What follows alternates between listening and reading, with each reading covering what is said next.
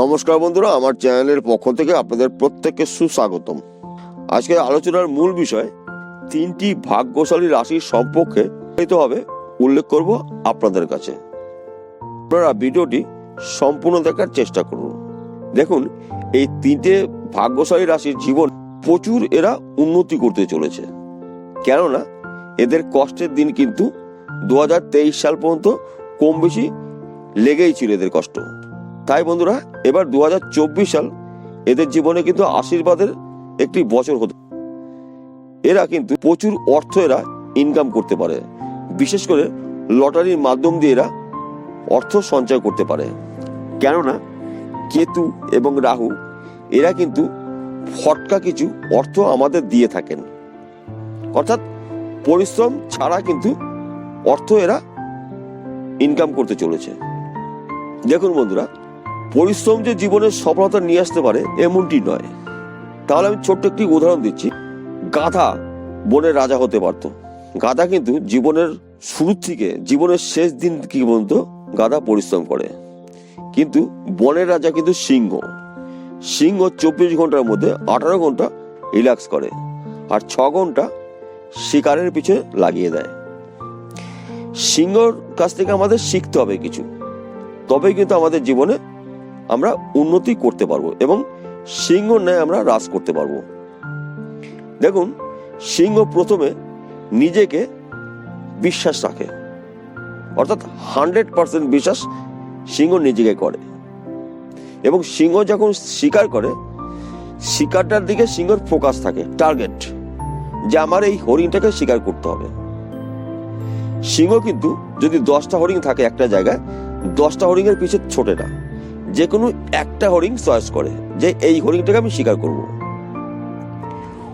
যখন সিংহ শিকার করে সম্পূর্ণ নিয়ে শক্তি বুদ্ধি একসাথে প্রয়োগ করে এবং টার্গেট, তবেই কিন্তু সিংহ শিকার করে সিংহর জায়গায় সিংহ চলে আসে। আমাদের কিন্তু তদ্রূপ করতে হবে, তবেই কিন্তু আমরা জীবনের সফলতা আমরা নিয়ে আসতে পারবো। আজকে এই কাজটা করব, কালকে ওই কাজটা করব, এইগুলো আমরা বেশিরভাগ করে থাকি। তার জন্য কিন্তু আমরা অনেক সময় পিছিয়ে যাই। যেই কাজটি করতে হবে সম্পূর্ণ নিজেকে শক্তি বিশ্বাস টার্গেট পূর্ণ করতে হবে, তবেই কিন্তু আমরা সেই কাজটা সম্পূর্ণভাবে করে নিতে পারবো। তাহলে আসুন বন্ধুরা, মূল পর্বে যাওয়া যাক। প্রথম ভাগ্যশালী রাশি বৃশ্চিক রাশি। এই বৃশ্চিক রাশির জাতক বা জাতিকাদের জন্য শুভ খবর কিন্তু অপেক্ষা করছে। দীর্ঘদিন চেষ্টা করেছেন দেশের বাইরে একটা জব করবেন, আপনি কিন্তু এবার সেইখানে যাওয়ার সুযোগ পেতে চলেছেন।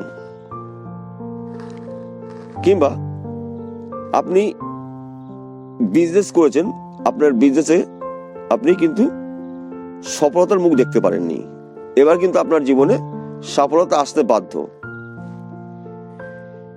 দীর্ঘদিন একটি ঘর করবেন কিংবা একটা বাড়ি করবেন আশা করেছিলেন, যে কোনো কারণবশত করতে পারেননি, এবার কিন্তু আপনি করতেই পারেন। বিশেষ করে আপনার অর্থ কিন্তু আসবে পরিশ্রম অনুসারে, আপনার অর্থ বেশি আপনি ইনকাম করবেন। অর্থাৎ আগে যেন সারাদিন পরিশ্রম করছেন, পরিশ্রম অনুসারে অর্থ আপনি সঞ্চয় করতে পারেননি কিংবা ইনকাম করতে পারেননি, এবার কিন্তু কম পরিশ্রমে বেশি পয়সা আপনি আয় উপার্জন করতে চলেছেন। কেননা কেতু এবং রাহু এই দুটি গ্রহ কিন্তু আমাদের জীবনে প্রচুর কষ্ট দিয়ে থাকে এবং প্রচুর আমাদের অর্থ দিয়ে থাকে। তাই রাহু কেতুর কৃপাতে আপনি পরিশ্রম কমে অর্থ বেশি আপনি ইনকাম করবেন। বিশেষ করে লটারির মাধ্যম দিয়ে আপনি প্রচুর অর্থ আপনি ঘরে নিয়ে আসতে পারেন, কিংবা সাতটা হতে পারে, জুয়া হতে পারে, আপনার কিন্তু অর্থ আসার একটি রাস্তা খুলে যাচ্ছে। 2 নম্বর ভাগ্যশালী রাশি তুলা রাশি। তুলা রাশির জাতক বা জাতিকাদের বিগত 2.5 থেকে 3 বছর প্রচুর পরিশ্রম করেছেন, কিন্তু পরিশ্রম অনুসারে এদের কিন্তু অর্থ এরা গৃহে নিয়ে আসতে পারেনি, কিংবা যদিও এনেছে এক হাতে এনেছে এক হাতে বেরিয়ে গেছে। যে কোনো কারণে অসুখে হতে পারে, যে কোনো সমস্যা এদের কিন্তু লেগেই ছিল। তাই বন্ধুরা, আপনাদের কিন্তু মা লক্ষ্মীর 4 হাত দিয়ে আশীর্বাদ দিচ্ছে। আপনাদের গৃহে সুখ শান্তি সমৃদ্ধি 2024 সালে আসতে চলেছে। জানুয়ারি মাস থেকে কিন্তু আপনারা বুঝতে পারবেন আপনাদের কিছু পরিবর্তন হচ্ছে। 3 নম্বর ভাগ্যশালী রাশি মীন রাশি। এই মীন রাশির জাতক বা জাতিকাদের জন্য একটি এরা ভুল কাজ করে থাকে। এরা কিন্তু উদার মানসিকতার এদের মন হয়ে থাকে। এরা কিন্তু গোপন বেশি করতে পারে না। এরা যেই কাজ করবে তার আগেই সবাইকে বলে দেয়, আর তার জন্য কিন্তু এরা কিন্তু সেই কাজটা সম্পূর্ণ করতে পারেনি। তাই এই কাজটা কিন্তু আর করা যাবে না। আপনার কিন্তু ভাগ্যের চাকা খুলতে চলেছে। আপনার জীবনে প্রচুর আপনি উন্নতি করতে পারবেন যদি আপনি একটু নিজেকে বিশ্বাস করতে পারেন, এবং টার্গেট কিন্তু মিস করা যাবে না। টার্গেট কিন্তু আপনি যে কোনো কাজের উপরে সম্পূর্ণ শক্তি, বিশ্বাস, সাহস নিয়ে আপনার কাজ করতে হবে। তবে কিন্তু আপনি জীবনে চরম উন্নতি করতে পারেন।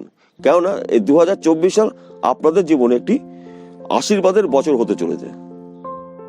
তাহলে বন্ধুরা বোঝা গেল। নমস্কার, আবার দেখা হবে।